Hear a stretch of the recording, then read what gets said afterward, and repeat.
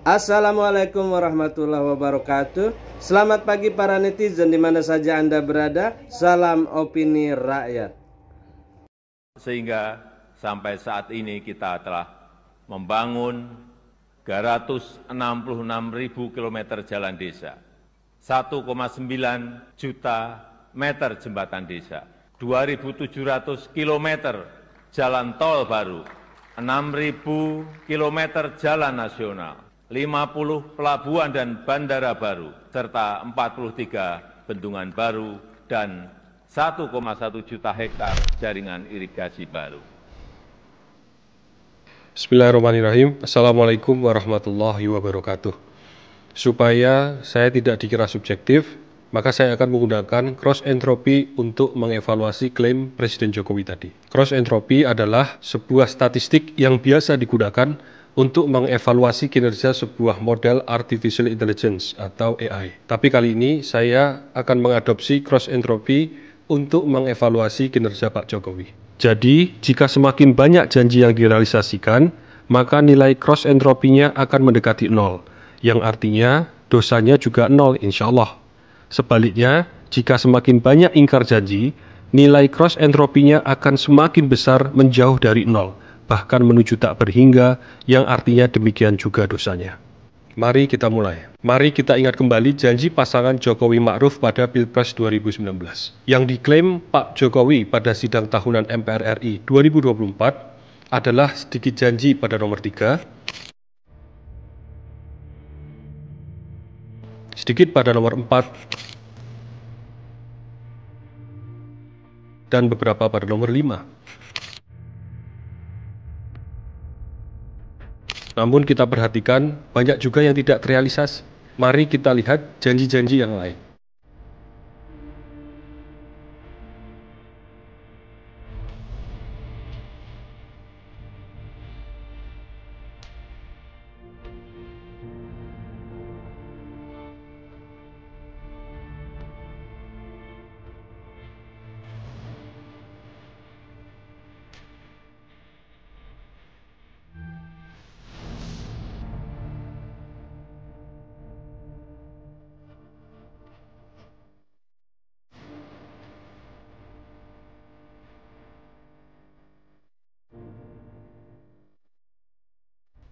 Sekarang mari kita hitung.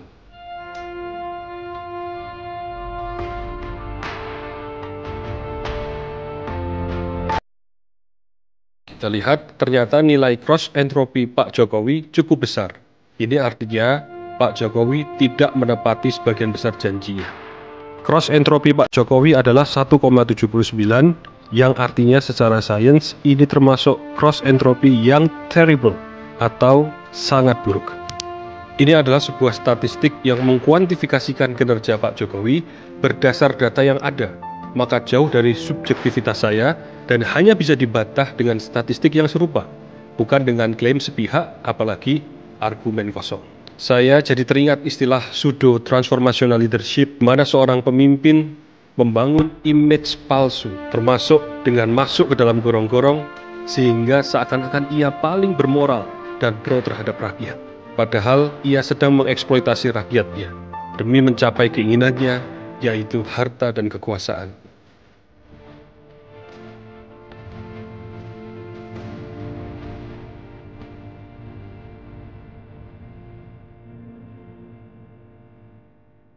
Sedang ia tidak pernah benar-benar menepati janji.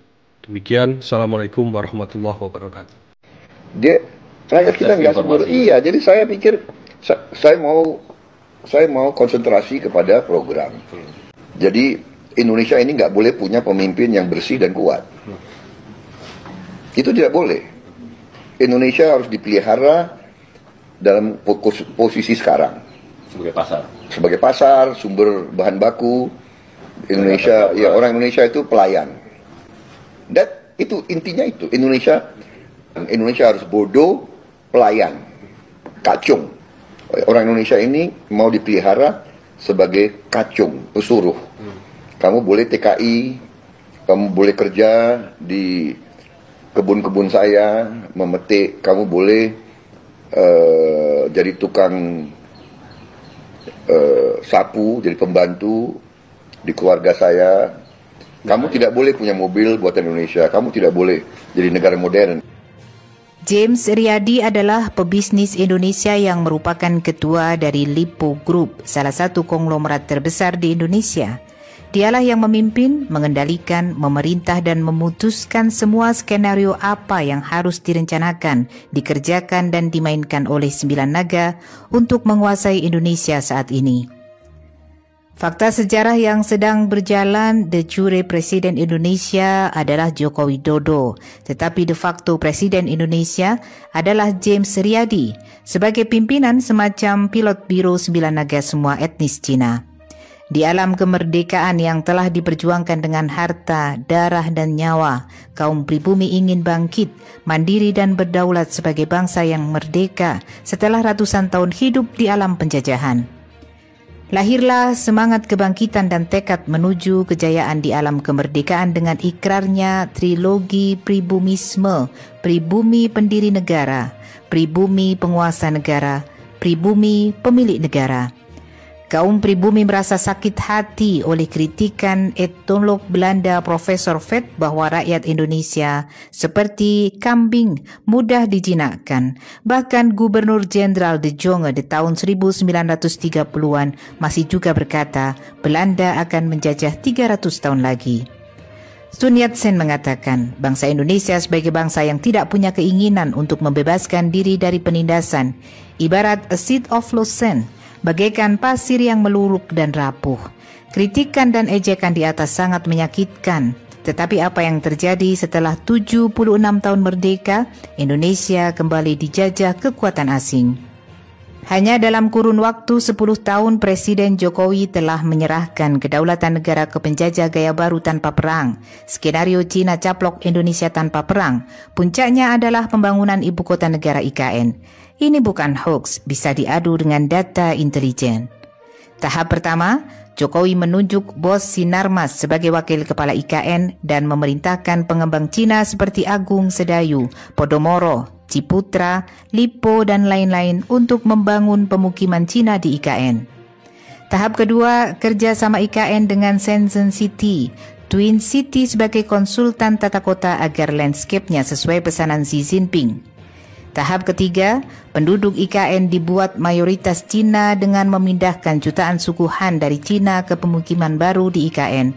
Mirip pencaplokan Singapura dan mirip skenario pencaplokan Turkistan Timur sekarang jadi provinsi Xi Jinping. Sekarang suku Han sudah eksodus membanjiri Indonesia dengan menyamar sebagai TKA Cina. Sebentar lagi pindah setelah pemukiman IKN siap huni. Tahap keempat, model ibu kota Indonesia IKN akan berbudaya Tiongkok. Otomatis sudah pasti dengan mayoritas Cina yang akan menghuni IKN. Tahap kelima, orang kaya di IKN mayoritas Cina dan sedikit ASN, TNI Polri beserta keluarganya. Sementara penduduk asli pribumi akan terpinggirkan. Pribumi tidak akan mampu hidup di IKN. Tahap keenam, IKN adalah skenario awal berdirinya negara Indochina. Diikuti kebangkrutan Indonesia di berbagai provinsi akibat kebijakan yang tidak memihak pribumi dan elit pusat hidup mewah foya-foya dari fasilitas negara sebagaimana terjadi di negara berideologi komunis. Tahap ketujuh, terjadi pemberontakan di tiap daerah dan banyak provinsi yang ingin merdeka sebagai protes kebijakan pemerintah komunis yang otoriter seperti negara komunis Cina dan Korea Utara. Tahap ke-8, demi mempertahankan kekuasaannya, pemerintah pusat menerapkan kebijakan yang super ketat dengan membatasi media sosial seperti Google, Twitter, Instagram, Facebook, WhatsApp, mirip yang terjadi di Cina dan Korea Utara sekarang. Tahap ke-9, dalam rangka mengkomuniskan Indonesia, kekuatannya jauh lebih kuat dan mengerikan dibandingkan dengan tragedi G30 SPKI. Sadar atau tidak, peranan Jokowi sebagai Presiden boneka RRC sangat sentral. Kedepan kejadiannya mirip Melayu Singapura yang terusir dari tanah kelahirannya setelah Cina menguasai Singapura. Bangun, sadar, dan bangkitlah wahai bangsa Indonesia. Telat bertindak, negara Indonesia akan hancur dan punah.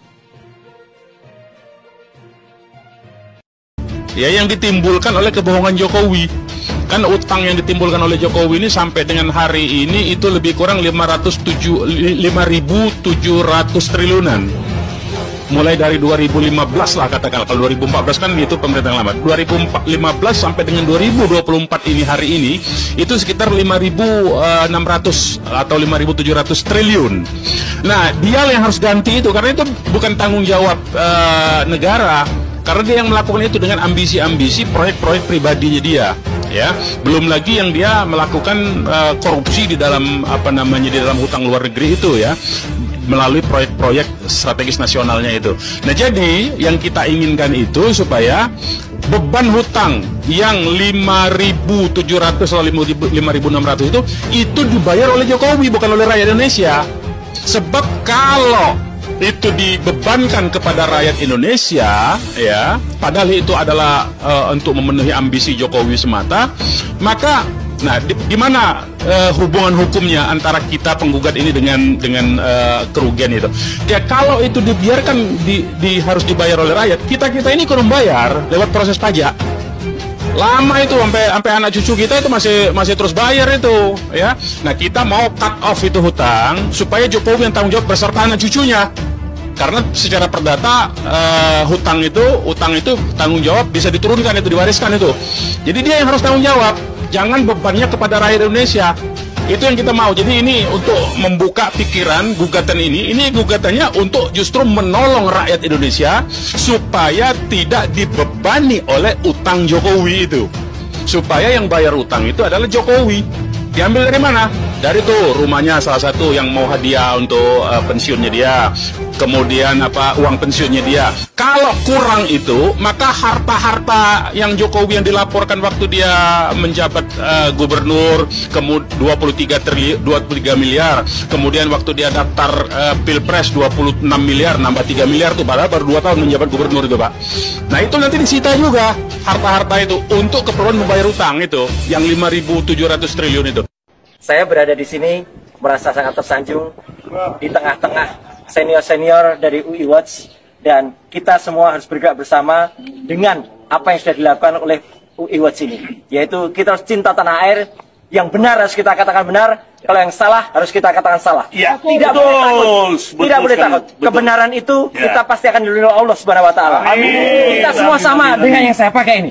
Semua korban Mulyono. Kami UI Watch sengaja hadir di sini karena Jokowi PKI Gaya Baru berusaha menghilangkan tanggal 30 September sebagai hari yang penting bagi bangsa kita agar tidak terbawa arus upaya dari PKI yang sekarang bergerak dalam bentuk PKI Gaya Baru. Saya berani menegaskan Jokowi itu PKI Gaya Baru. Nggak usah mungkir, saya kenal beliau. Bohongnya salah satu contoh.